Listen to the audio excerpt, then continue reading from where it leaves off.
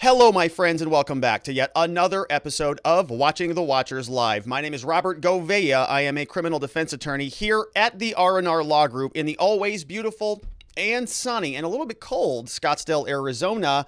Today we're talking about Russia invading Ukraine. We're talking about President Putin, who is from Russia, who is responding to this. We're going to go through a lot of detail today. We're going to start by sort of rewinding the clock back to late last night. If you were like me, you were probably, finishing the show, your YouTube show, going home and sort of unwinding a little bit, thinking that maybe World War III was going to be happening. You pull up your Twitter account and you go, oh, yeah, it actually looks like, Russia is fully invading Ukraine.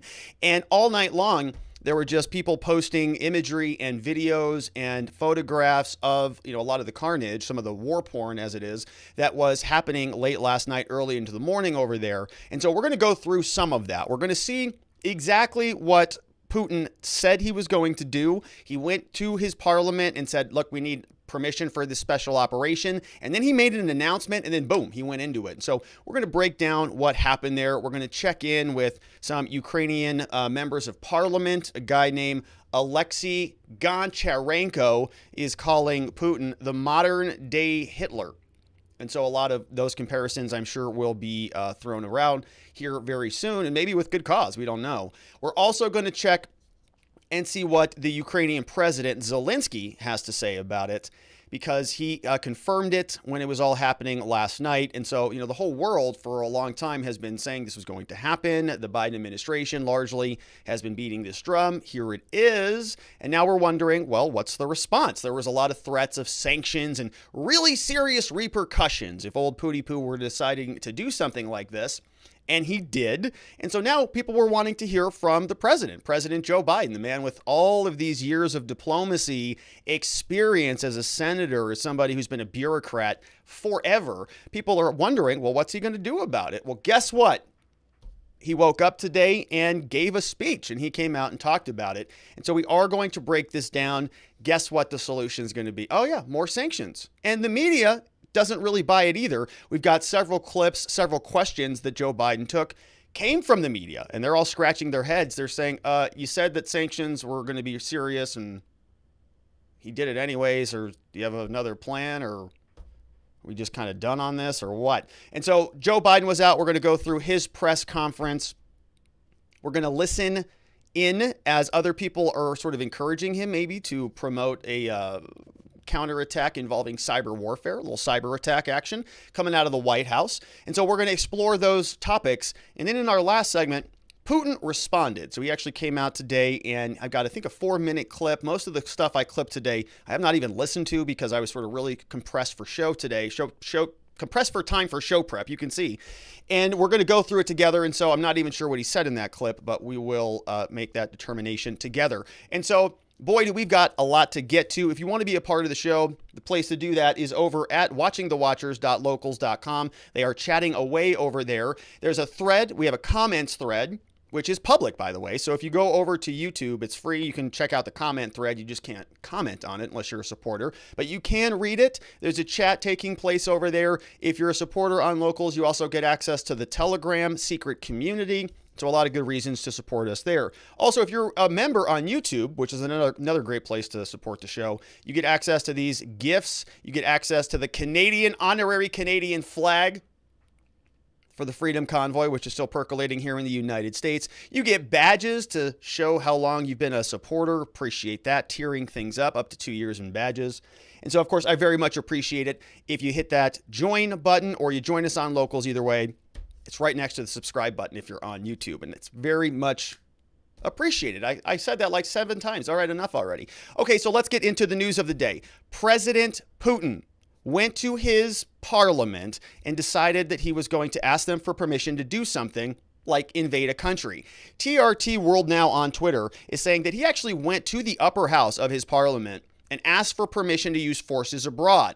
He said that they formally recognize these 2 Ukrainian regions. We talked about that in a prior video. And guess what happened? Well, they granted him formal authority to deploy Russia's armed forces abroad. And that took place February 23rd. So that was yesterday. Here we can see 12:09 a.m. is when TRT World Now got that. And then shortly after this announcement, guess what happened? Putin came out. Here is his announcements. Now, I think I'm going to have to translate this, but let's listen in. All right, so we'll turn the volume down. It says, circumstances require action. Donbass's people asked for help from Russia. And remember that remember that in a prior video, he had already come out and made the claim that they are part of the same territory. So here he says, according to the United Nations Charter, with the consent of the Russian Federation Council, that we ratified just 2 days ago in February. He says, our friendship and mutual aid with these two regions, I decided to conduct a special military operation. Its goal is the protection of people who during 8 years suffered from abuse and genocide under the Kiev regime, right? Blaming Ukraine. Whoever would try to stop us and create further threats to our country, to our people, should know that Russia's response will be immediate and lead you to such consequences that you have never faced in your history. What does that mean?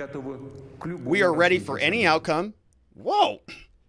Unlike anything you've ever seen in history. Is he talking about nuclear weapons? Is he talking about a full global war? Did he just threaten to nuke the entire world?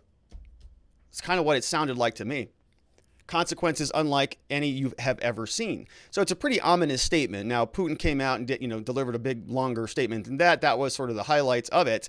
And right after that, right, we started to see all over Twitter, the raid started. We started to see the invasion engage well underway. Disclosed TV showed us this footage, said that air raid sirens are going off in Kiev, Ukraine's capital. Let's listen to this.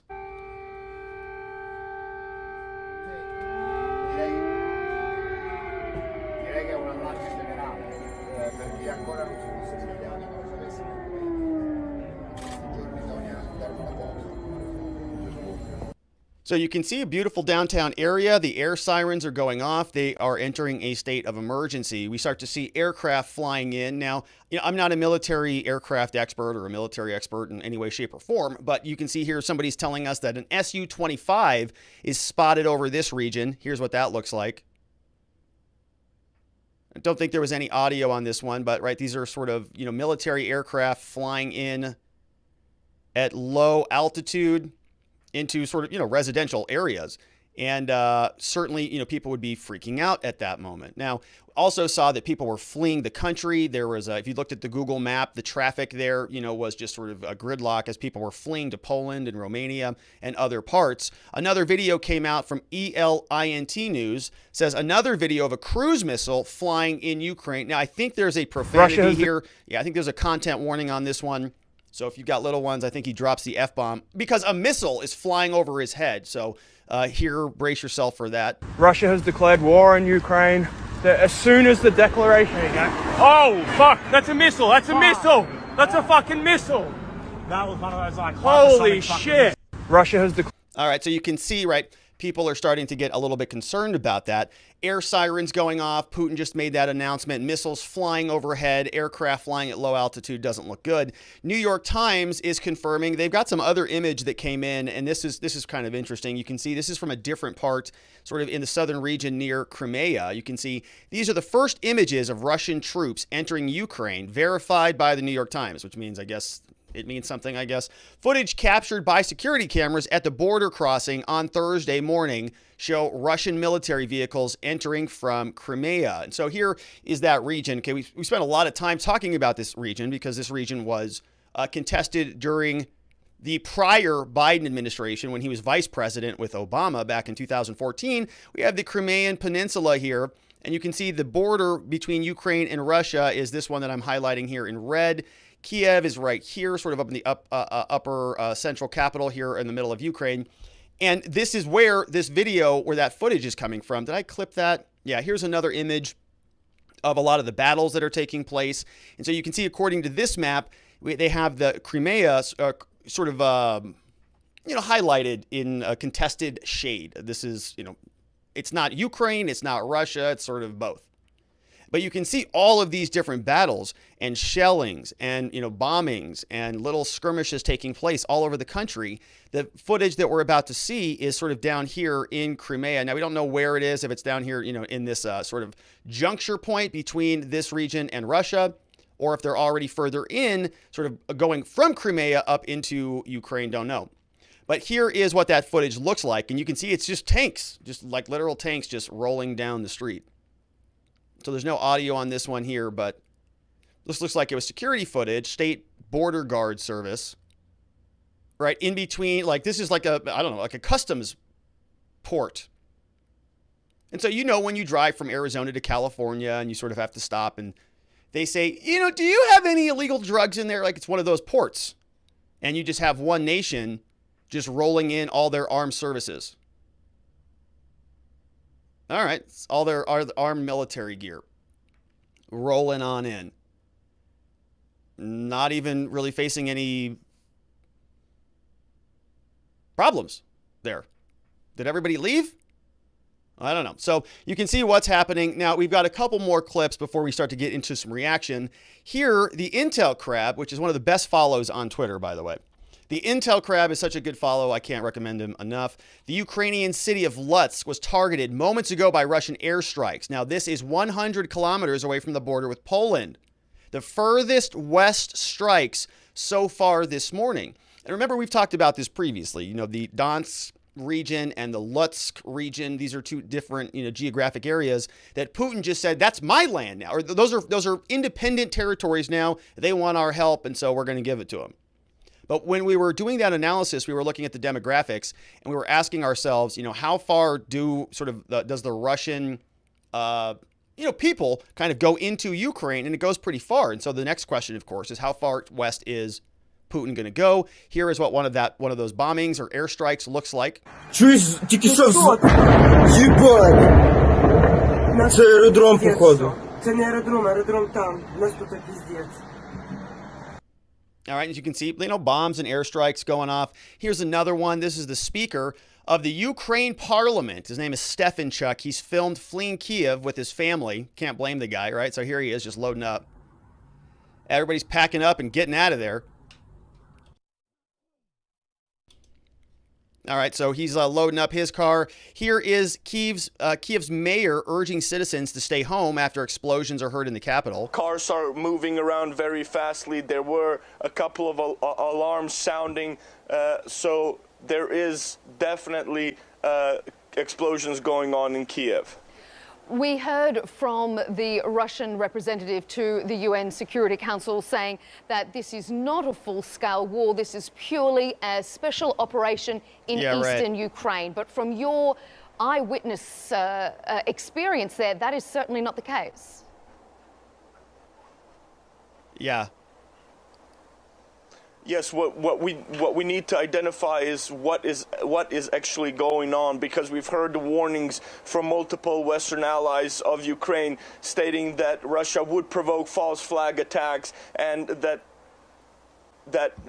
many of the Ukrainian people here are feeling exactly what I am feeling right now. There's a very big sense of uncertainty.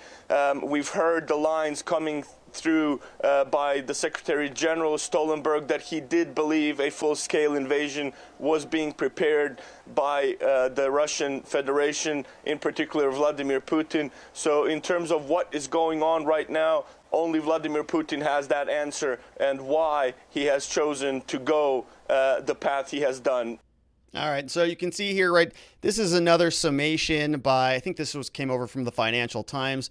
You can see sort of this region here, a lot of activity. We see in this little explosion graphic, it says this is a reported attack. And so you've got the capital city of Kiev. We've got, here in the Luhansk region, and I can't pronounce all these names, but you can see them, right? Odessa, Kulabakino, actual looks like skirmishes. We've got another marker about new presence detected. And so you can see sort of these red diamonds are not inside the old Ukraine border, but we can see they're sort of right up top, right in Belarus. We've got 1, 2, 3, 4, 5, 6. Looks like different markers there, maybe 10 or a dozen here, right near sort of the northern border, which would right be above those two contested regions, down in Crimea, and so sort of surrounding the whole area.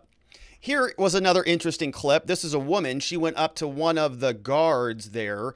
Oh, I don't think I clipped that one. I don't think I added it in there. Yeah, I didn't, so we're going to have to skip it. But here is another clip. Now, so we have been watching all of this sort of piling up of forces all around Ukraine and inside Ukraine now. And Fox News had this guy on yesterday. He's somebody from the parliament over from Ukraine. He says, you know, Putin is really like the modern day Hitler. Listen to this guy. Did you anticipate that this first wave from Russia would be so comprehensive, not just in one spot or just on the fringes of the border, but much more widespread? Totally nobody knew it, but there were American intelligence telling this to the world, and we appreciate this. So unfortunately, it happened this way. I don't know what to add. Putin is mad. He is Hitler of 21st century. He should be stopped now, or he will go forward. He will not stop on Ukraine. Sorry, but he will not stop. Okay, right, and that's kind of the question that's on everybody's mind right now. You know, when these videos are playing, I'm sort of watching the chat and I'm sort of gauging everybody's reaction to this whole thing and watching this. And, you know, I'm seeing a lot of the same split that I think we see sort of on the conservative side of American politics. You know, you've got this sort of the traditional neocons, right? The warmongers like Lindsey Graham, the guys who never saw a war that they didn't want to be a part of. And then you've got the other people who are sort of asking themselves, Ukraine, you know, this sounds terrible. This is an awful thing. Everything that is happening is horrendous. Putin is a dictator. He's a maniac, and he is, you know, a monster. But, you know, what is America doing involved in this kerfuffle here, battling back dictatorships when we happen to have a lot of dictator-like tendencies here at home that we're still working through? So, you know, a lot of these questions are sort of bouncing around everybody's mind.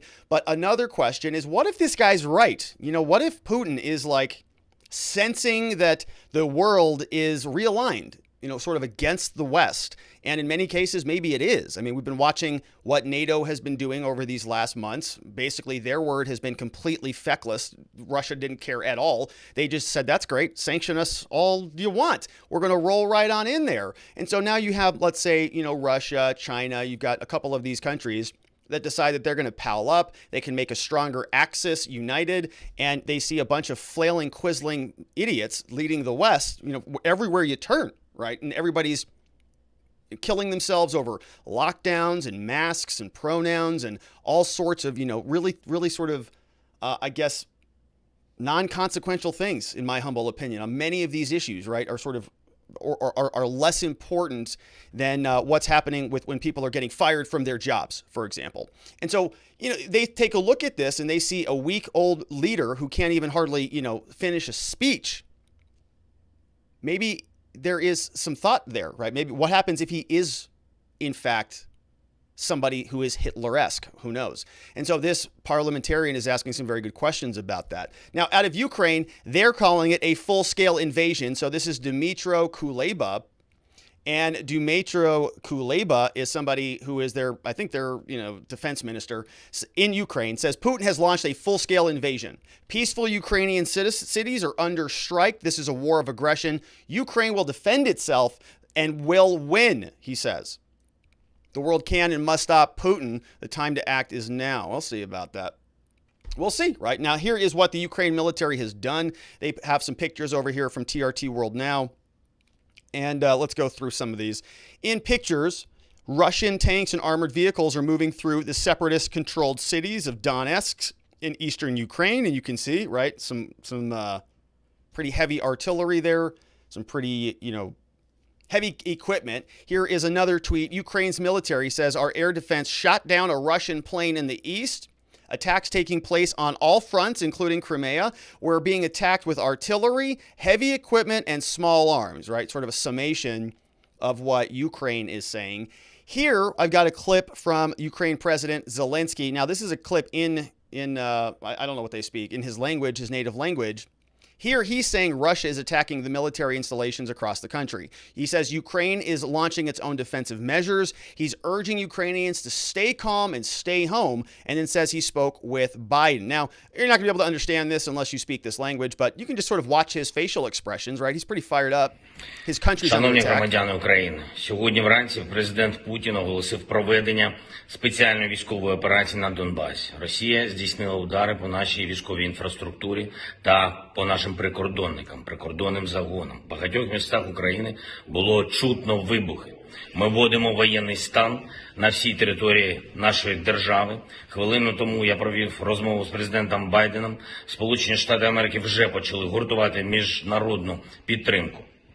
Сьогодні. All right, so you can see, right, you heard him say Biden in there. That's all you needed to hear. So apparently Biden woke up and took the phone call. Now, here is another statement from the defense minister, says the world must act immediately. Future of Europe and the world is at stake. And this person has a to-do list. Says devastating sanctions must be enacted on Russia now, including on SWIFT.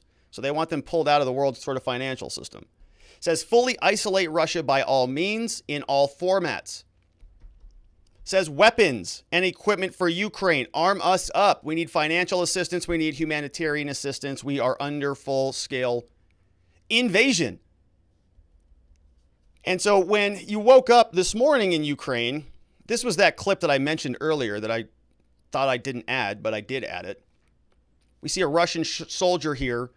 We see a Ukrainian woman who's going to go up and confront him. Now listen to this.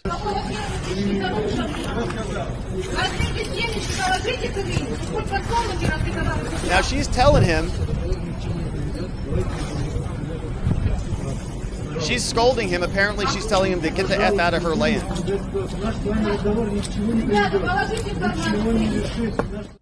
Yeah, so I skipped over the Daily Mail article that was a lead into that, but she was apparently scolding that Russian soldier and saying, you know, what are you doing here? Get out of here. And that is not Canada. That took place in Ukraine, apparently. The Russian soldiers were there. I know it looks a lot like that clip that we were talking about of the Ottawa police officers going and smacking phones out of Canadian citizens' hands. But that was in Canada. This is in Ukraine. I know it's not far off from one another, but this is, in fact, in another dictatorship, which is completely, the other side of the world. Here, now, a little more troubling news. In addition to the stuff that we've already covered, apparently the Russians have taken over Chernobyl. Here, pictured is a Russian T-72 tank. It's sitting in front of the main reactor at Chernobyl after Putin's forces seized it in a fierce battle. And the condition of the nuclear storage facilities are unknown. Now, of course, Russia already has nukes, and, there's like no strategy, right? Are they racing into Chernobyl to get nuclear materials to build a bomb? No, they've got plenty of those. They don't need that. But they are, in control of this area. Again, you can see here's another photograph. Russian armored vehicles park on roads near the Chernobyl plant amid fears that damage to the facility could cause a radiation leak that would blanket Europe in fallout. More nuclear fallout? Great. Here is this person informing us, Russians got Chernobyl. Вимушений повідомити, що станом на зараз Чорнобильська зона, ДАЗ, так звана зона відчуження, і всі об'єкти Чорнобильської АЕС взяті під контроль Chernobyl power plants are under control of Russian armed groups. According to the management, постраждалих за даними керівництва Чорнобильської of the Chernobyl exclusion zone and the Chernobyl nuclear reactor plant, there have been no casualties. The information will be updated. Подальша інформація буде уточнюватись. All right, so you can see that is happening. Now, this is another image. Apparently, Russian soldiers are raising a flag over the hydroelectric power plant. Apparently, they took that over with helicopters. And then they went and raised the Russian flag. Wow. So now other headlines are saying, Ukraine, if this continues on at this pace, many people are speculating that Ukraine is going to be seized by the weekend. Okay, I'm already seeing headlines about that on Twitter and elsewhere right before I sat down and started the show. And so the big question, of course, is what's the world going to do? If Putin is indeed Hitler 2.0, right? A lot of appeasement went back on in World War II in that era. A lot of people are saying that, maybe something could have been done sooner and the whole course of history would have been changed. And so nobody wants to make that same mistake again. Nobody wants Putin to just kind of, get started here. We have a bunch of feckless, weak politicians, people who might be in our current White House who think that they're very strong and diplomatic and that they've got a plan to stop this continual aggression. But what are they going to do about it? So, in fact, you know what, folks? Fortunately, here in the United States, Joe Biden's in charge. If you're not familiar with this, here in the United States Senate, our senators like to fashion themselves as foreign diplomats, like they've got all this foreign experience because they go on vacation to different countries. Okay. And Joe Biden is somebody who's been in the Senate for, I think, 137 years. And so he's got a lot of experience going on a lot of vacations. And in fact, he's got a lot of ties to Ukraine. He's in that clip saying that he made a statement to them, gave him a threat. In other words, if you don't give me what I want, you're not going to get your billion in aid. Turns out it all went according to his plan. But I digress. We could go down a lot of rabbit holes here. My big point that I want to stick to is Joe Biden has talked about this before. He said when he was running for president, when he was campaigning, that he knew exactly how to handle old Pooty Poo over there based on his experience, his 37 years in the Senate or government or wherever he's at. Here is Joe Biden on the campaign trail giving old Putin the warning. Because Putin knows if I am president of the United States, his days of tyranny and trying to intimidate the United States and those in Eastern Europe are over. Are they? I'm going to stand up to him. Really? He's a bully, just like the president. Oh. And I know he doesn't want me to be president, but to tell you what, when I'm president, things are going to change. Okay. All right, Joe. So Joe said things are going to change, and he knows how to deal with him, and Putin doesn't want him to be president because there are going to be consequences. All right. Now, here is what Joe Biden said yesterday before Ukraine was taken over. He said this. Are my slides out of order? Hang on. Well, let's see here. What do we have here? I don't know what this clip is. Let's watch this one. This looks like from Fox. We know that Joe Biden is going to be very harsh with Putin.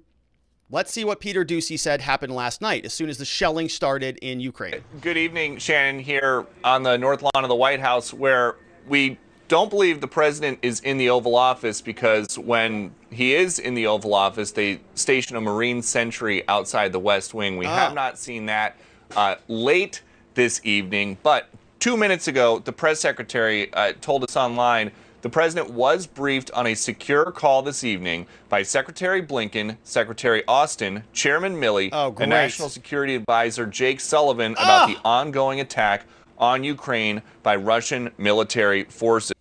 Jake Sullivan? We're totally screwed. The war's over. Russia won. Jake Sullivan was in the room, along with Anthony Blinken and Lloyd Austin and Joe Biden. Oh no. United States is in trouble, folks, because those four characters, they brought you the season 1 called Afghanistan. Wasn't a good season at all. Like a 0% on Rotten Tomatoes. Nobody was happy with that production. Here we can see that even Donald Trump was wondering, where is Joe Biden? And in fact, many people on Twitter last night were going hog wild with this. They were saying, prove that the president's awake. Somebody go wake him up. Is he actually there? And he actually tweeted something, right? Or somebody tweeted something, because I don't even show he knows what a Twitter is. But somebody posted something from the presidential account, and like every comment was like, "Are you awake? Somebody prove he's awake. Let's see a picture. Timestamp that. Wake up," because this was all happening late at night. And so Donald Trump, of course, was up because he's up. He's always up, and we miss that about this sort of way of governance. Maybe it would be nice to see a tweet from time to time. Here is what Benny is telling us. Donald Trump showed up on the Laura Ingraham's show. This is what he had to say. President Biden is monitoring the situation at the White House now and is going to talk to the G7 tomorrow. Tomorrow? And he's going to talk to the nation at some point tomorrow as well. Your reaction to that approach? I don't think he's monitoring. I think he's probably sleeping right now. Yeah. This is a... Yeah, probably true. And so Donald Trump went on, and so a lot of people were asking themselves about that. Here is what Joe Biden had to say in 2020. Okay, so here, February 22nd, 2020. Let's see here. He says, Vladimir Putin doesn't want me to be president. He doesn't want me to be our nominee. If you're wondering why, it's because I'm the only person in this field who's ever gone toe-to-toe with him. All right, so that's going to be our president. And he's going to, I guess, detail what the plan is. So let's hear from Joe. Now, we have several clips from him. This clip was the one from yesterday. This is before the invasion took place. And so Joe Biden came out. He was addressing the American people. I think this was from yesterday. I'm pretty sure it was. Here he is telling us that because of this new war that we're going to basically be in, that there may be some consequences and Americans are just going to have to kind of eat it. Here's what that sounds like. Defending freedom will have cost. What does that mean, defending freedom? And here at home, we need to be honest about that. But as we do this, I'm going to take robust action to make sure the pain of our sanctions is targeted at the Russian economy, not ours. Okay, so that's yesterday. Now, a lot of people are asking so that's yesterday, okay? Talking sanctions. We're going to make sure that they don't do this. Well, turns out they did it. He was warning us previously that there were going to be consequences. You know, this whole freedom isn't free thing that we keep hearing so much about. Well, we are sort of feeling like we're lacking in a lot of freedom here in the United States. We're paying the price for that. So a lot of people are asking, what are some of these consequences? Well, we're going to see. We learned earlier in the show that Putin was talking about consequences that the world has never seen before, right? And heed my words is essentially what he was saying. Are those the costs that he's talking about? Is he talking about Brent crude oil being up over $100? Which means gas prices continue to flail completely even further out of control, which means every single good that is transported on the back of a truck now costs more to ship, which means all of those costs are being passed down to everybody else, right? It's very serious consequences for people here in the United States, even though the blood and the lives being lost may be on the other side of the planet, right? There are global consequences to inept leadership. And so Joe Biden is now going to tell us, now that the invasion has begun in earnest, in full, what his plan is. He came out today, 1:45 Eastern time at the White House. And this is a 3-minute and 52-second clip. We're going to listen to as much as we can. Let's see what Joe Biden has to say, announcing another colossal failure of his diplomacy. Now, this is all Putin's fault, just like Afghanistan was all somebody else's fault, Trump's fault, whatever. He is going to be detailing what his vision, I guess, for this global order is. Let's listen. We've been transparent with the world. We've shared declassified evidence about Russia's plans and cyber attacks and false pretexts so that there could be no confusion or cover-up. We're not confused. What Putin was doing. Never were confused. Putin is the aggressor. Got it. Putin chose this war, and now he and his country will bear the consequences. Okay. Today, I'm authorizing additional strong sanctions and new limitations on what can be exported to Russia. This is going to impose severe cost on the Russian economy, both immediately and over time.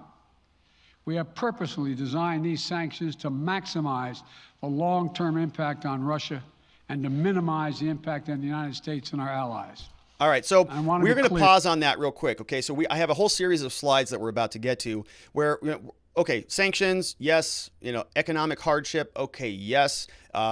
Whether they are national or individualistic, whether we're going to stop exporting them certain things, right? We spent some time earlier this week. We did a live stream just for locals and YouTube supporters on a private stream. The link is over on locals or on YouTube in the community section, where we were talking about sort of what Russian television was saying about all this, right? They were saying, and they actually talked about cheese. They said, we created our own cheese industry here in Russia, just in case they decide to cut us off from the rest of the world. And one of the other hosts on Russian TV was saying, yeah, we have good cheese here, but I still like that Italian cheese. I like that Parmesan cheese. And so some stuff is working, some stuff is not working. And so we're asking ourselves, right, as our leaders, as Joe Biden just came out and said, if you want to protect freedom, there may be some consequences and there may be some costs associated with that. That same argument is happening over there in Russia. And so as we're going to go through, part of my question and my curiosity was, what sort of anti-fragility do they have? What sort of resources make them strong and can fortify them against sanctions? Are they doing business in the dollar? Do they have enough food? Are they able to keep warm, energy and those types of things? Can they hole up for a certain period of time while they continue to cause enough hardship outside of their sphere that it becomes problematic for the rest of the world? Can they make it hurt out exterior more than it hurts interior? I don't know. Here is Joe Biden, though, continuing on with his statement. We're going to come back to that. We're going to look at oil. We're going to look at wheat. We're going to look at other economic factors. And Joe Biden is saying he's going to put the pressure on that. Let's listen back to Joe. The United States is not doing this alone. For months, we've been building a coalition of partners representing well more than half the global economy.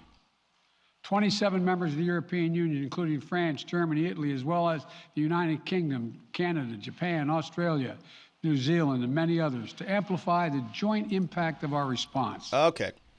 I just spoke with the G7 leaders this morning, and we're in full and total agreement. Great. We will limit Russia's ability to do business in dollars, euros, pounds, and yen. Okay, so listen to that, right? Limit their business to do business in dollars, pounds, euro, and yen. We're going to look at that. We're going to see what type of dollars they're dumping into. Watch. To be part of the global economy.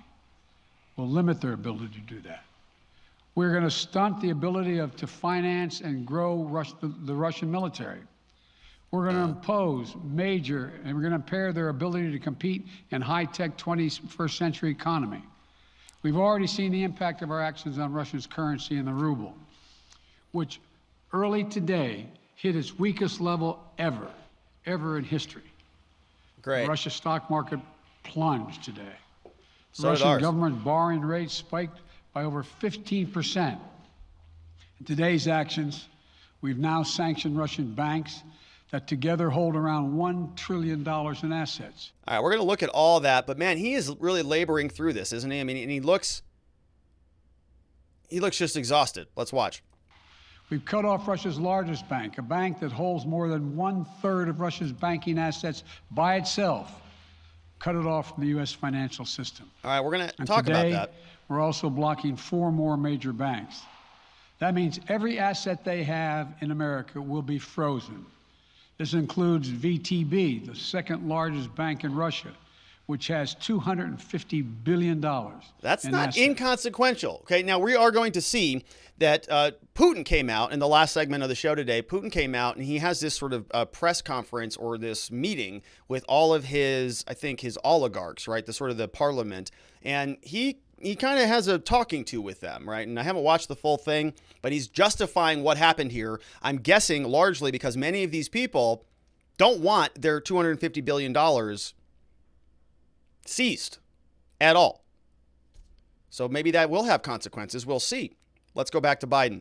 As promised, we're also adding the names to the list of Russian elites and their family members that were sanctioned as well.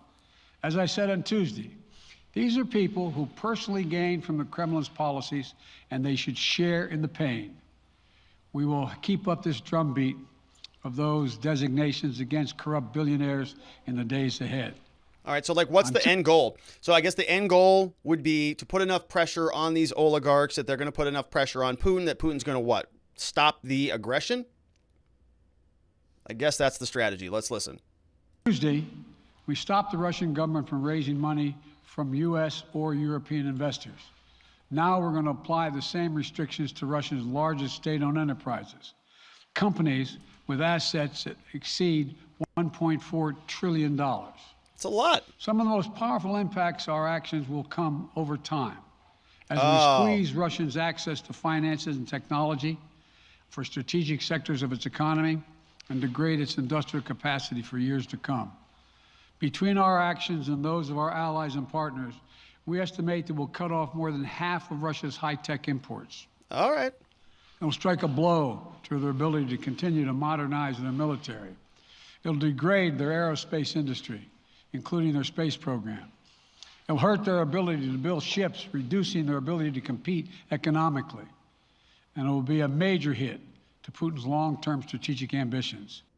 All right, and so a big list of things they're going to do, and apparently it's going to impact some really serious infrastructure there in Russia, and who knows? We'll see. We know that the Russians think that they're pretty robust, they're anti-fragile, they've got their own infrastructure, and they don't really need a lot of help. They also think that they've got a lot of energy that Europe needs, and they also have a pretty good kind of handhold relationship with the Chinese there. And so maybe they're a lot less concerned about what the Western countries like in Europe and the United States have to say about things, because they are sort of slipping away in terms of their virality. We can just leave it at that. Now, several questions come at Mr. Joe Biden, the president. You can see here he is just barely hanging on. And this question comes in from Ducey. Ducey over from Fox News is saying, Mr. President, did you underestimate old Putin? Did he get the better of you on this thing? You were saying for a long time that you had all these sanctions and you're going to do all this stuff to put the pressure on, and you made it all open and transparent. The world knows, the world sees it. And Putin just decided, I really see everything you're doing, don't even care, and just walked right on in. So did you underestimate him? Did you think that what you were doing was going to be consequential? Because it seems like your deterrence failed. Here's what Ducey said. I'm sorry. The next question is, did you underestimate Putin? And would you still describe him the way that you did in the summer as a worthy adversary? At the time, I made it clear as an adversary, and I said he was worthy. I didn't underestimate him. And I've read most of everything he's written. Did you read I'm not a wise guy. You heard the speech he made, almost an hour's worth of speeches, why he was going into Ukraine. He has much larger ambitions in Ukraine. He wants to, in fact, reestablish the former Soviet Union. That's what this is about. And I think that his ambitions are completely contrary to the place where the rest of the world has arrived. You're confident that these devastating sanctions are going to be as devastating as Russian missiles and bullets and tanks? Yes, Russian bullets, missiles, and tanks in Ukraine. Yes, what? I am. What? What the heck did he just say? He's saying that the sanctions are going to be as harsh as bullets and tanks and I guess aircraft and whatever. The Russians are shooting bullets. Joe Biden's shooting sanctions. Guess who's in trouble now, folks? Old Pooty Poo is probably quivering under his desk right now. So a very weird statement, and you can see Joe Biden, almost even didn't want to take the question, had a difficult time responding to it, but certainly didn't underestimate Putin. Just like Afghanistan was a historic exit. So we can see this episode has already been on repeat. So here is another clip. Joe Biden gets two questions now. The media is not buying this sanctions argument. The sanctions were supposed to deter Putin from going in the first place. He's now going in. You're going to add more sanctions? And Joe, you also just told us that he is not even interested in Ukraine. He's interested in realigning and recreating the Soviet Union. And so you're going to be dealing with somebody who wants to go back to sort of the Cold War era and relive the glory days of the Soviet Union. You're going to just continue to sanction that person? Right? To go back to the parliament guy from the Ukraine, he was saying that there's a lot of analogies here, right? Calling him another sort of modern version Hitler, somebody who's not going to stop at the border. And you take a look at guys like, Chamberlain and others in that era who were meeting with Hitler and reporting back that he was just an amazing guy. Right, so you start to see some of these analogies. Now, sanctions is the word of the day out of the White House. Is it consequential at all? Here's a great question from, I think this might even be CNN. Take. Cecilia Vega, ABC. ABC. Sir, sanctions clearly have not been enough to deter Vladimir Putin to this point. What is going to stop him? How and when does this end? And do you see him trying to go beyond Ukraine? And a second question I'll just give to you now. This statement that he gave last night, the threat that he gave, the West will face consequences greater than any you have faced in history. Is he threatening a nuclear strike? I have no idea what he's threatening. I know what he has done. Great. And number two, No one expected the sanctions to prevent anything from happening. It has to show, this is going to take time, and we have to show resolve so he knows what's coming. And so the people of Russia know what he's brought on them. That's what this is all about. This is going to take time. It's not going to occur. He's going to say, oh my God, these sanctions are coming, I'm going to stand down. He's going to test the resolve of the West to see if we stay together, and we will. We will, and it will impose significant costs on him. You know, is Putin going to nuke your country? Beats me. I don't know. I don't know what he's thinking. Sure, hope not. Not while I'm president. But if he does, well, we're going to be firmly resolved, and we're going to make sure we deal with it, because the West is whatever, right? It's the same language that we've heard over the last month. NATO's allied, and we're going to be unified, and Kamala Harris goes over there, and we support our partners. We support our partners, is how she talks. And you go, what is with these people? They keep saying the same thing, and Putin just doesn't care. He just doesn't care at all. That's great. You're all unified. You all have this weird party going on. Enjoy yourselves. I'm just going to march on in here and take over the rest of the world. It's pretty embarrassing. Here is another question on sanctions from somebody else in the media. Let's see who this person is. If sanctions cannot stop President Putin, what penalty can? I didn't say sanctions couldn't stop him. You've been talking about the threat of these sanctions for several weeks now. Yes, but the threat of the sanctions and imposing the sanctions and seeing the effect of the sanctions are two different things. Oh, you see what they're doing? They're two different things. And we're now he's going to begin to see the effect of the sanctions. And what will that do? How will that change his mindset here, given he's attacking Ukraine? Because it will so weaken his country that he'll have to make a very, very difficult choice as to whether to continue to move toward being a second-rate power or, in fact, respond. You said in recent weeks that big nations cannot bluff when it comes to something like this. You recently said that the idea of personally sanctioning President Putin was on the table. Is that a step that you're prepared to take? And if not, it's not a bluff, it's on the table. Sanctioning President Putin? Yes. Why not sanction him today, sir? Mr. President? Why not sanction him today? Mr. President, if I can, Next you detailed question. some severe and swift new sanctions. Why couldn't he answer that question? Very good question from that woman. Yeah, you know, why don't you just sanction old Putin over there? Why don't you just cut off all his assets?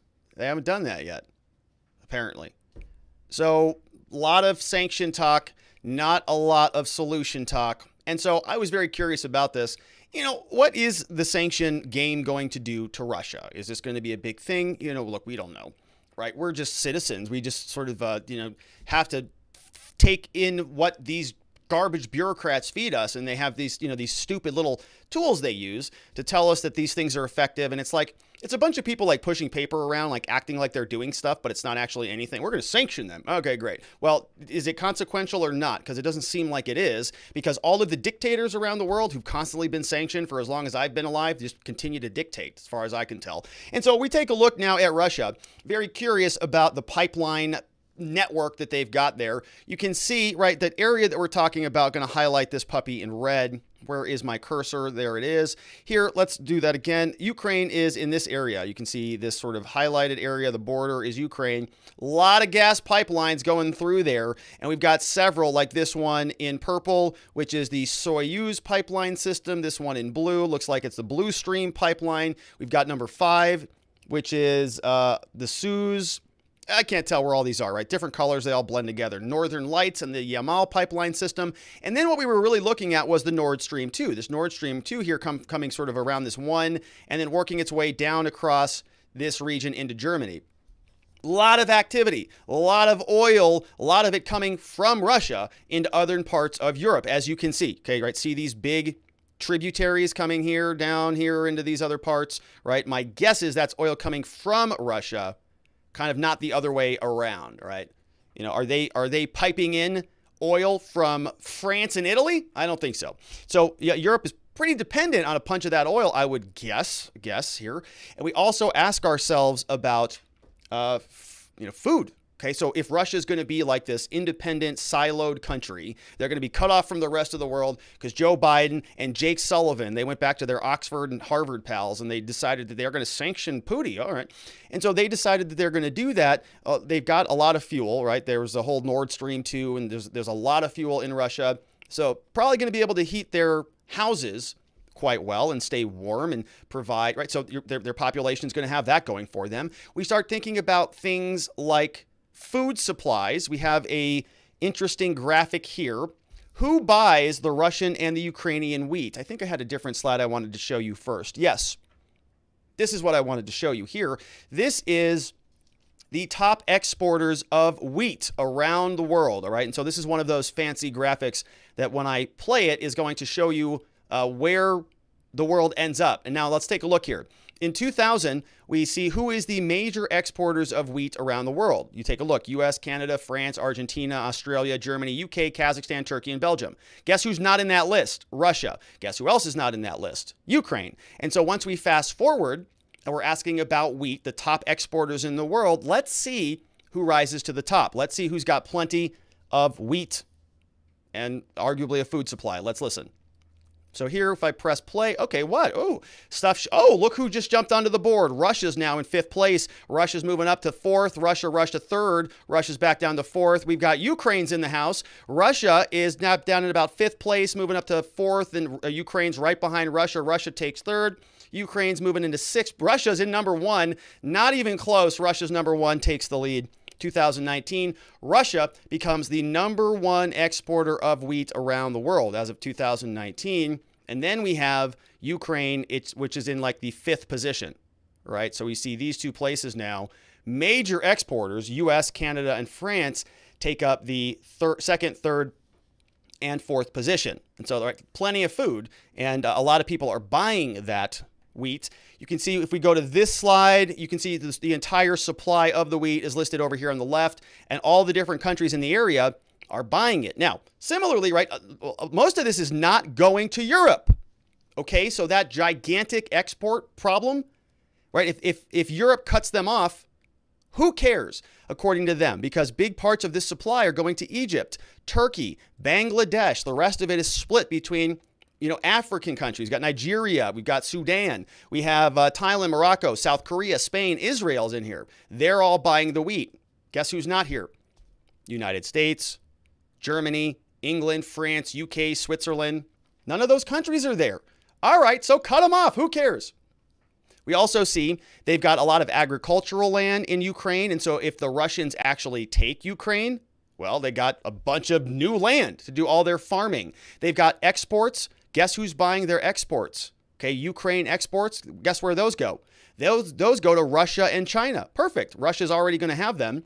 So the other countries are Germany, Poland, Italy, Turkey.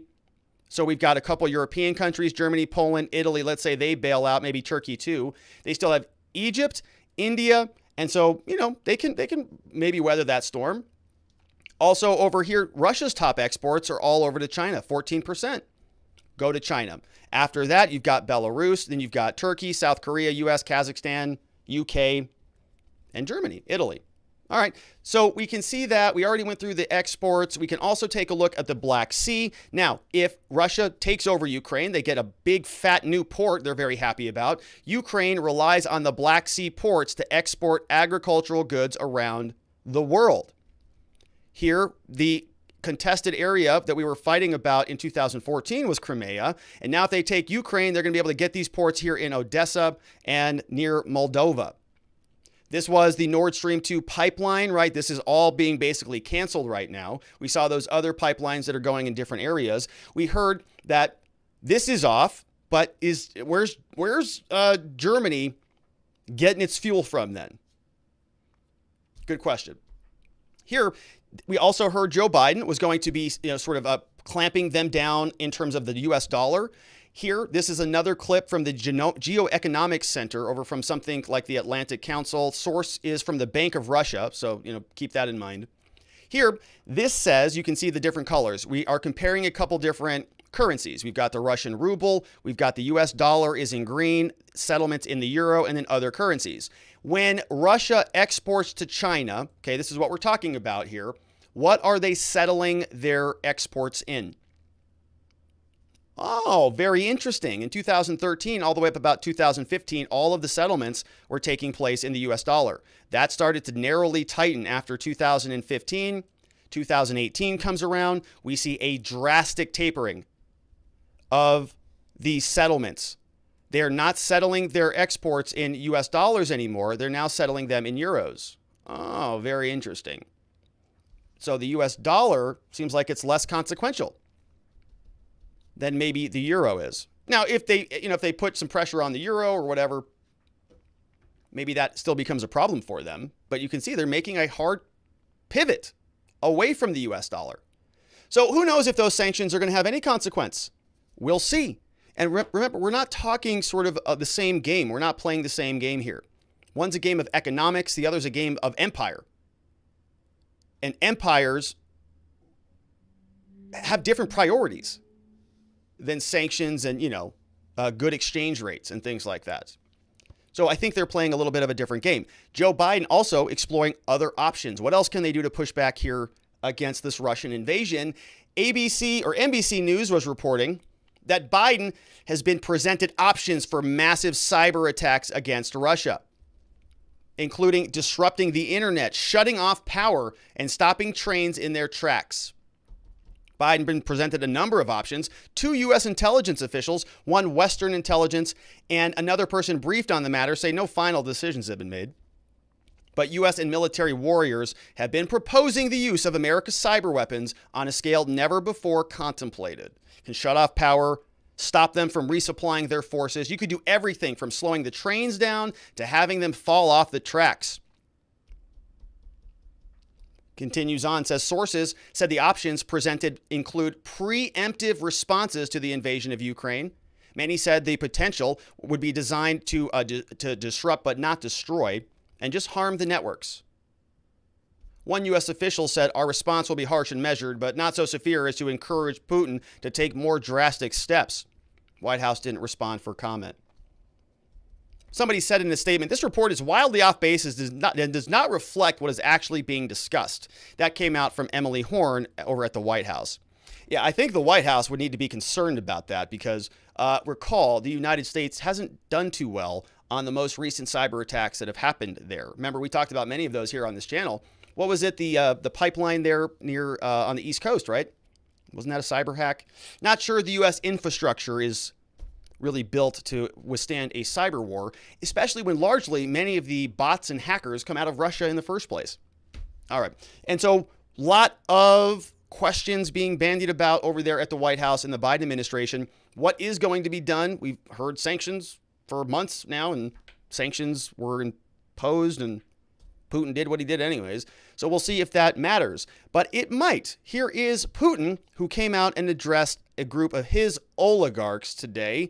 And hopefully this is translated. Outside risks and challenges. But inside our country, we have to be more effective and work not according to today's agenda, but tomorrow's agenda too. What I would like to say first, it's the main thing that you have to understand. What is happening? It's something that we were not given any other chances to act otherwise. No choice. Risks in the security area. We couldn't react any other way. All our tries it was complete zero. And I would say, and I'm really surprised. We didn't move any further, not even an inch. I want to underline and emphasize that this is not what was basically. It was we had to do it because the risks were really serious for the whole existence of our country. Secondly, we totally understand which world we're living in. Now, this translator doesn't sound like he's too good, right? He sounds like he's sort of really struggling here. And I don't know if that's because he's like struggling to translate or if because Putin is struggling to talk. Like if Putin's like, kind of struggling. And I mean, if the translation's correct, it sort of sounds like he's kind of like explaining himself. Like I did this big thing. Everybody in the room is pissed at me. I'm like, I know, I'm sorry. Like, but listen, like, we had to do this. There's nothing else we could do here. We were out of options. They were going to wreck our country. And so we had no choice. And he's sort of addressing a room that looks like this, a big group of other diplomats or oligarchs or whatever. And it kind of feels to me like he's like explaining himself, right? Like, oh, don't take me out. I had to do it. We are ready to what's happening at the moment. as to sanctions and restrictions. In the end of the day, I just want to say something like it's very important what I'm going to say. I want to react what the Russian Union of Entrepreneurs said. Russia becomes a part of the world economy. And because of that, and we are not going to hurt Sky the News. system that we are part of, that Russia is a part of. We don't do any harm to this system of world economy, which we are a part of. And we are there, and I think our partners should understand that. And do not push us outside of this system. Even of course, some restrictions will happen because of the politics and all the rest of it. And I want to appeal to you and ask you, please understand what's happening and work with solidarity with the government, and we will maintain our economy, our industry, and our workplaces on behalf of the government and the authorities. Of course, I see that task that we will give you good conditions, we provide you more freedom. All right, so you get the picture here, right? Translators having a little bit of a well, he's back. Having a little bit of a tough time, doing the translation here. But I think we get the gist of this. Putin is out there, sort of, really kind of calming the seas a little bit. Right, everybody's kind of panicking a little bit, saying, "Look, just support the government. We're going to get through this thing. Our economy's going to be fine." Entrepreneurs are talking about, Russia being out there on the global stage. Well, they're not taking us on the global stage. They are trying to wreck our country, and that's why we had to do this, and we're going to be stronger as a result of it. It's kind of that leadership rah-rah speech. I know it's hurting. I know it's hard, but just keep going, and we're going to make it through it. It's one of those speeches. But similarly, right, he does seem like he's sort of kind of hunched over a little bit, kind of like he got somebody kind of kicked him in the butt a little bit and said, "Hey, they took my $100 billion and they're not giving it to me." In Canada, they locked down a bunch of the Freedom Convoy protesters. They seized their bank accounts. And here it's happening in Russia, too. Another dictatorship is causing people to lose their funds, Yeah. And so people get upset about that. And when that happens, there are consequences. So old Pooty Poo having to address the crowd. And we have some reaction from other places around the world. Britain came out and they said, "We have always been clear there would be massive consequences and a severe cost for any Russian military." And so today they've got another unprecedented package of further sanctions. So sanctions over from the UK. They wrote a very sternly worded letter that nobody cares about anymore. Here they say the UK and the international community stand against this naked aggression. And the people of Ukraine are in our hearts and minds. All right, that's good. Very nice that they think that. In Putin's Russia, they're arresting anti-war protesters. So same thing that happened in Canada, essentially. People who were anti-government there got arrested, well into the hundreds. Putin did the same thing. Police detain at least 389 anti-war protesters. In Canada, it wasn't anti-war protesters. It was anti-mandate protesters, but same thing. Dictators gonna dictate, as we see. Around the world, Putin's new ally is China. And China earlier this week, even before the invasion started, they were getting their media ducks in a row. You can see that they posted this here. This was an interesting thing that happened a couple days ago. So this would have been on Tuesday, the 22nd. This came out. Apparently, this was detailed censorship instructions were leaked out by one of the Chinese media entities. So the dissemination of reports was mistakenly linked. This account is called the Shimian account. It belongs to Beijing News. And so they posted this. And so obviously I don't read Mandarin, but so-and-so refers to presumably the People's Daily, the Xinhua Agency, and CCTV. Okay, so look, this is what happened. This is a memo that came out in China, and a China entity called Beijing News posted this online. And it's a memo that is saying how to censor the news. And so this guy apparently can translate for us. He says Beijing News in their social media account accidentally posted its own censorship orders from high up.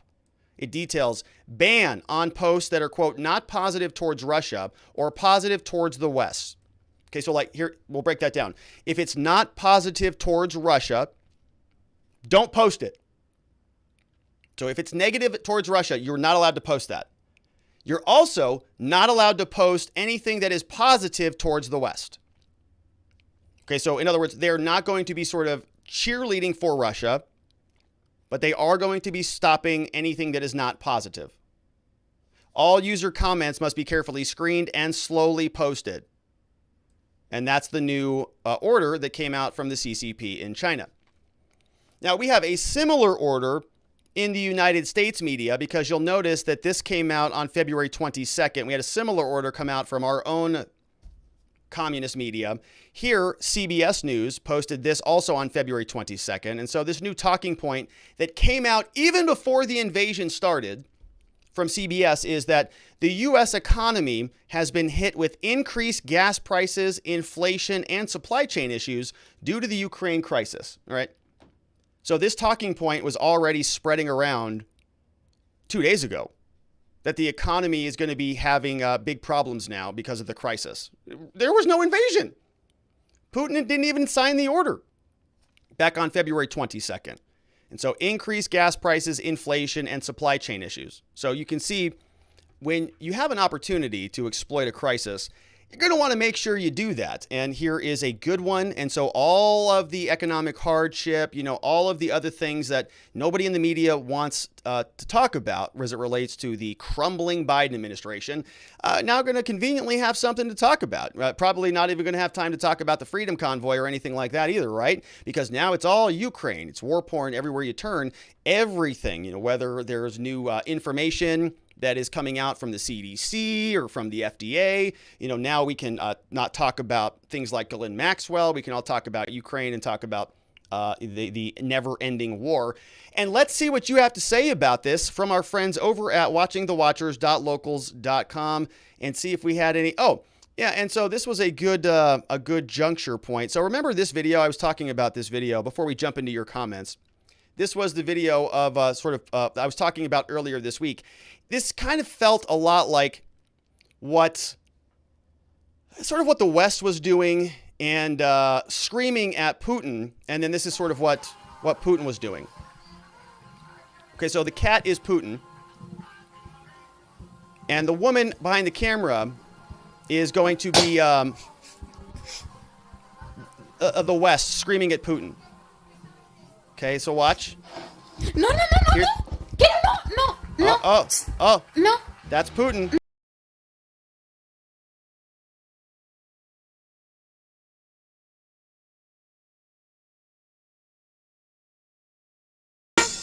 Yeah, he did it.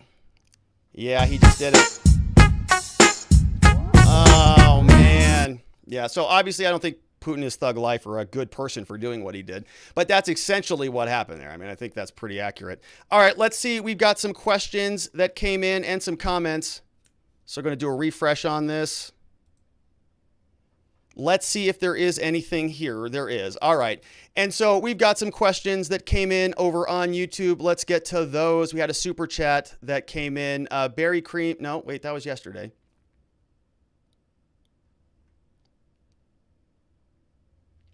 Do we get it? Oh, we may not have gotten any super chat. All right, so let's see what else we have over here on locals. We've got one here. News Now says, I'm really hoping you're going to bring up former presidential candidate John Kerry's comments about being worried about how this battle and the effects will have on CO2 emissions, and didn't mention the loss of innocent lives. No, I did not actually even see that. News Now. Where might that be? Let's see. I think I might know where I can find that. Let's see if CFP has it. Yes, here's a John Kerry clip. Here is the clip I think News Now is talking about. Let's watch this. So John, man, he looks rough. So, all right, so that's an interesting thing. Climate change is going to be a big issue. And this work is broader. Oh, come on. Is that Jen? Oh, stop. All right, let's go back here. Let's see. We've got another question that came in here from, this is It's Ed. Says, Rob, this is scary comical. Where are all the people that cried about Trump possibly causing World War III by going to war with Russia when Trump won the nomination? Why aren't the same people denouncing Biden for letting this happen? You know, it's a great point. It's kind of interesting, right? It seems like a lot of the Democrats are very pro-war now, right? I noticed that. I've noticed that a lot of people are saying, you know, Tucker Carlson is just shilling for Putin. And then everybody else on the other side is really sort of screaming for war. Like we're all going to just jump on the go to war train and go fight for democracy. Where were you idiots when they were wrecking democracy here at home? Now suddenly we want everybody to jump on the train and cart off to Ukraine. It's wild. Says under Obama, they annexed Crimea. Under Trump, Russia stayed in line. Biden comes in, Russia invades Ukraine. Almost seems like Crimea was annexed for a purpose. Hitler annexed Czechoslovakia and used their manufacturing abilities to build their war machines. Specifically, the majority of their tanks came from said region. Now Putin is using this newly annexed area as a staging post for their advancement. Why are people refusing to acknowledge this? Trump had balls, no one pushed him. Putin is a weenie and the world is walking all over him. Biden is a weenie and the world is walking all over him. I can't believe anyone voted for this loser. I know it's pretty wild, right? And a lot of the so I know people who did vote for him, and I'm you know still talking to them and looking at them and saying, "How about this performance, huh?" And they're going, "I know." They're going, "I know it's bad," and it's weird, right? You're probably talking to people about that, and they're probably having the same reaction. Peely Wally says the hypocrisy with the U.S. and the UK is crazy. We went into Iraq for no good reason twice. Russia does what it wants, as do the U.S. and the UK. Yeah, right. I think there's truth to that. Putin knows the West isn't going to do anything about it. Heather's 3 Girly says that Ukrainian woman is one tough bird. I really hope more have her spirit. It's true about that, right? It's true. Those people who go out there and they look at, you know, my super chats are not working today. Why are they not showing up on the screen? I'm irritated about this. What's happening here? So I saw a super chat come in and it's not showing up. It's not popping up. And I don't know what that's all about. So I apologize. So that's what the problem is. All right. Anyways, I'll be able to read them now. So JJ Clem said Canadian dictator is blocking RT News. They said Putin is a dictator. Oh my God, Canada's a joke. Captain Jim, I'm sorry, not the people. I love the Canadian people. I feel terrible for the Canadian people. Justin Trudeau is a joke, is what I should have said. Captain Jim says, hey Rob, what a day. I actually have relatives in both countries too. Well, Art, we're praying for him, Captain Jim says. Anyway, the lady confronting the Russian soldier told him to put sunflower seeds in his pocket. That way, sunflowers will grow when he dies on their soil. Sucks all around. Yeah. Yeah, I think that's true. Prayers for your family out there, Captain Jim. Facts Matter says, Rob, poor Hunter may lose his Ukraine cash cows. If Joe fights hard on the ground, it's because Putin may expose Hunter's dirt. There is a lot of history there. Monster One says, can't wait until they impeach the person responsible, Donald Trump. I can't believe Donald Trump did this. Can you believe this? He's causing World War III in real time. And he's not even president. That's how evil he is. That's why he must be stopped. Letitia James. We have It's Ed says, WTF? Germany depends on Russian natural gas. You really think they're going to sanction Russia? Is Biden insane? Wait, don't answer that. We'll see. We'll see, right? So I've seen a lot of these. I didn't clip it. I should have clipped it, but I'm seeing sort of backpedaling from some of the financial people saying, hold on a minute. We can't just do all these sanctions, Joe. We have to heat our own houses. Hand of Nod is here, says Rob, as Cain told his many disciples, peace through power. I dearly want to beat a dead horse about how the world arrived at today. It's done. People made a choice about who would lead the West. Biden's impeccable tailoring is insufficient to dissuade Russia or China. I suspect the entire cabinet and JCOF, the Joint Chiefs of Staff, are perceived abroad as laughable. Impeachment or 25th don't really improve the hot mess. I agree with Post Sobek on at least one response. Russia is an energy economy, relying on exports of oil and natural gas. The U.S. could implement policy changes and reinvigorate our economy. This becomes a war of supply. We drive the cost of oil so low LNG so low that the Russian economy implodes far more than mere sanctions could manage. Worth mentioning that Russia chose to go to war after Germany was hostage to heating needs and the U.S. unable to lift the burden, whereas in 2019, U.S. was net exporting. Maintain vigilance. Hand of nod. That comes across, and Captain Jim says, word on that one. Yeah, very good comment. Jules C says, Tsar Bomba, boom. And I think Jules C also on YouTube had 2 of those comments. So I'll say it again later. We have another one from Vientikis. Biden said, the people of Russia know what he brought on them. Dissect that one for a minute. Look, there's a lot of ways to dissect that. And it's hard to gauge this, right? I sort of look at this as an apple and oranges conversation.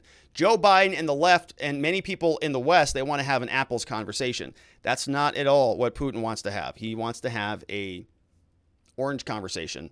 And if you're trying to have conversations about 2 different things, thinking you're getting somewhere, you're not.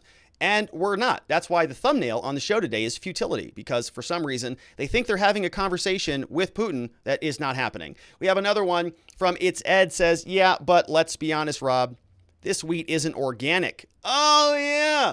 Wait, you mean countries don't give a flip about organic wheat when you're starving? Who would have thought about that? That's true, yeah.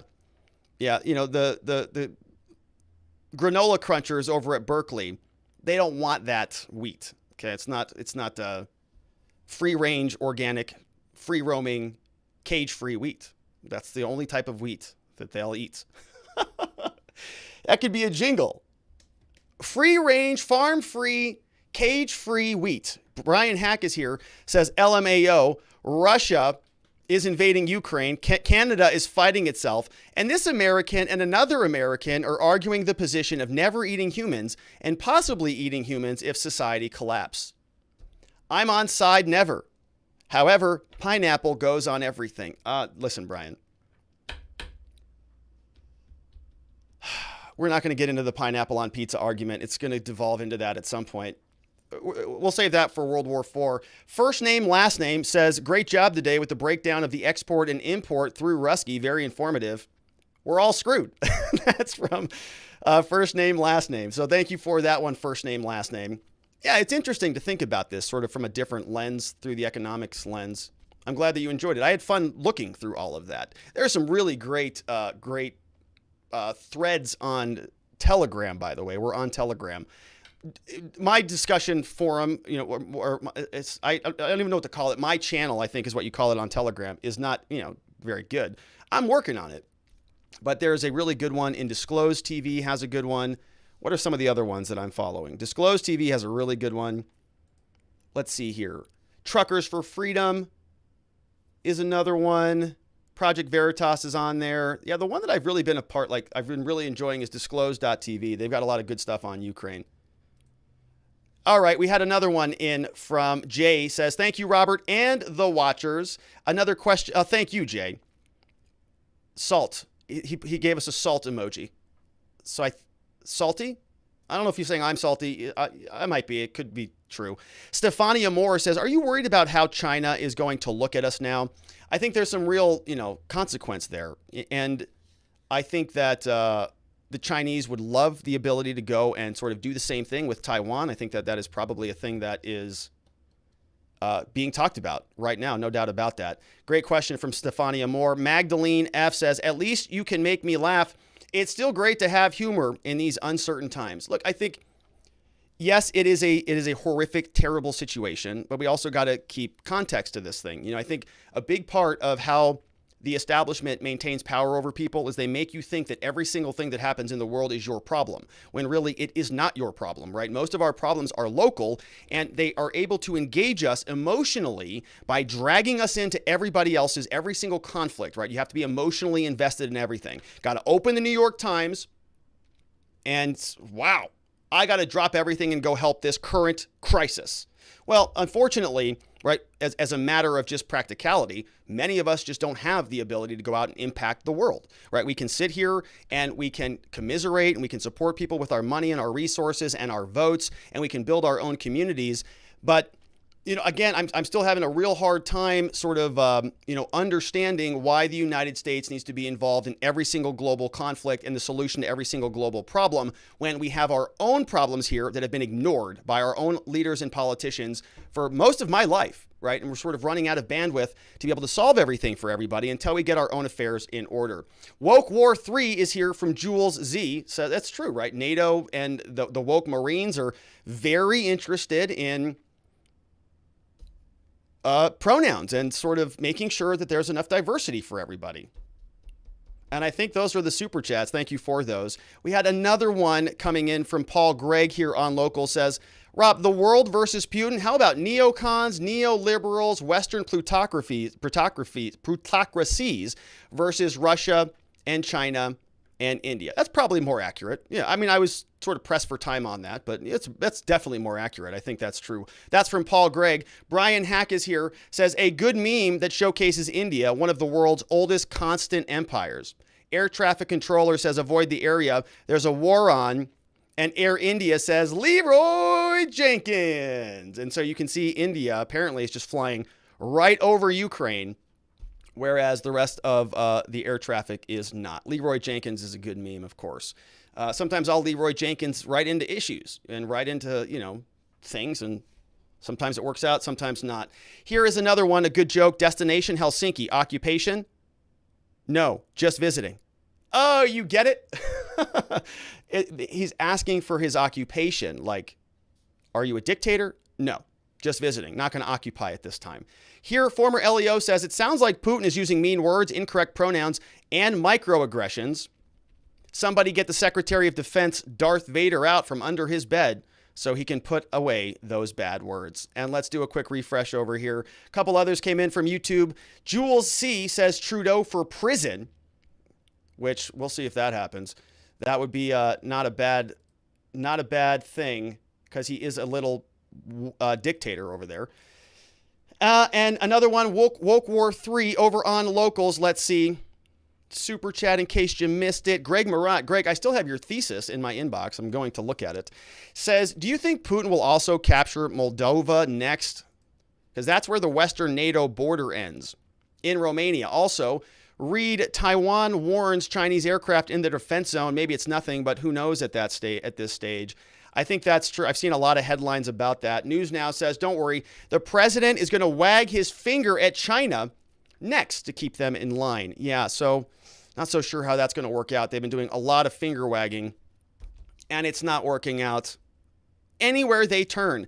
I'm Not Gas says, and to close out my tirade, did we miss a tirade? Oh, here it is. So I'm Not Gas is here, says, if everyone is a Nazi, no one is a Nazi. So after Hitler, Bush was Hitler 2, then Trump was Hitler 3, then Assad was Hitler 4. No, wait, Saddam was Hitler 3, then Putin is Hitler 5 or Hitler 8, I don't know.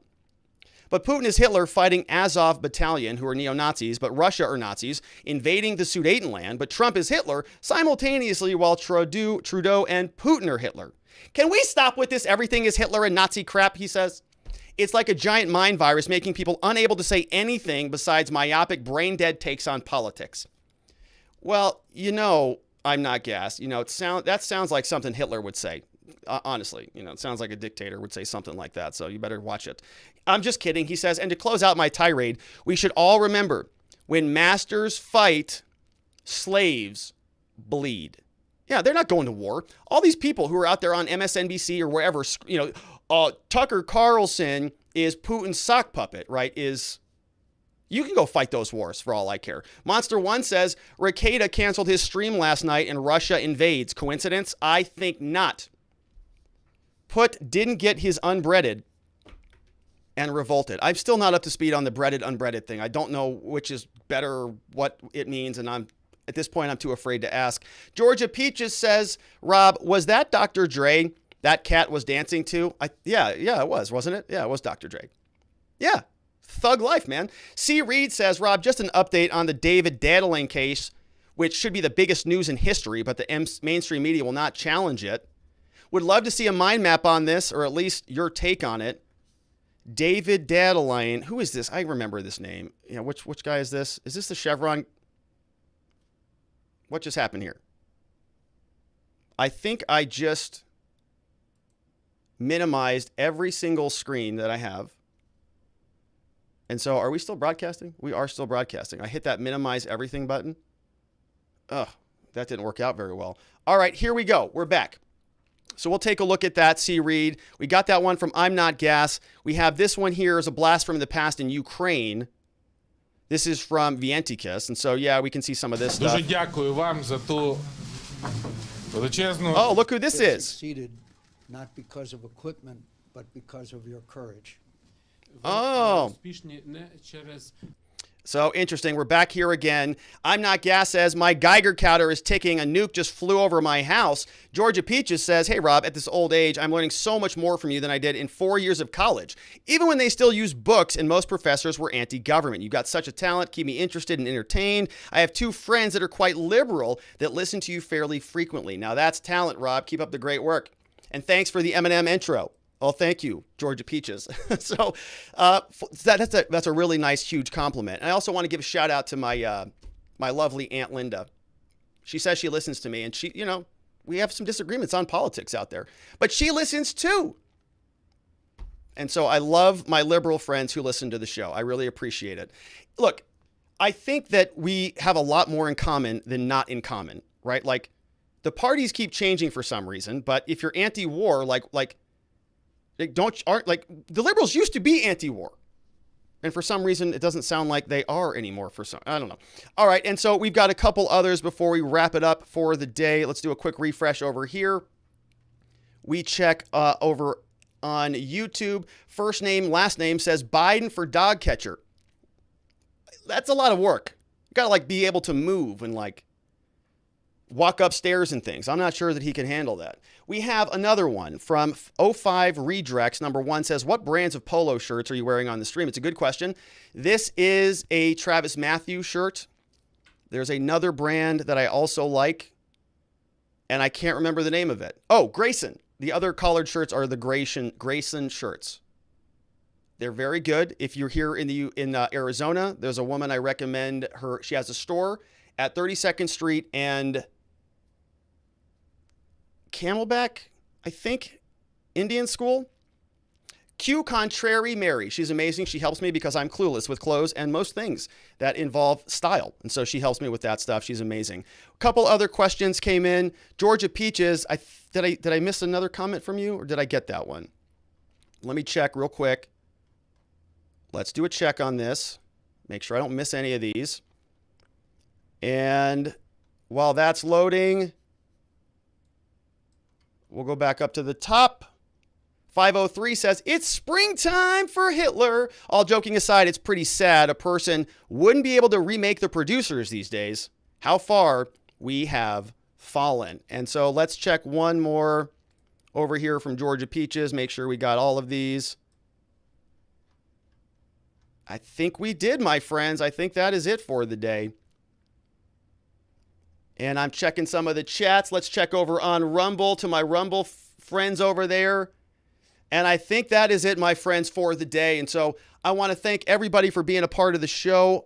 What did I do with the rest of my slides? One more reminder to join us over here on the join button. If you want to be a member, don't forget to subscribe before you get out of here. Big shout outs to the Spotlight supporters. These are the people who just really send some extra love to the show. We give them a little bit extra love here on this slide. And if you're somebody who, wants to kind of advertise a name or a logo or a social media profile or a, link to your business or a nonprofit, you can do that by supporting the show at the highest tier membership on YouTube or an equal tier on Locals, and we'll get you added to this slide. Just shoot me a message. Really, really appreciate your support. Shout outs to Mr. J Bug, Mr. Blue Bunny. We got Ricky Bishop, Henry Dixon, Kareem165, Timber Traveler. Big shout outs to everybody here. Words Mean Things, Charjan, Bossy B, Jay Pearson, Hot Rod Roommate, D Sensei. We've got Ray KOK, Max Webster, Braveheart29, D-Mac Boston, Huck G, Ultra Fragile, Freedom for All. We have Gamers Complete, Miss ESC,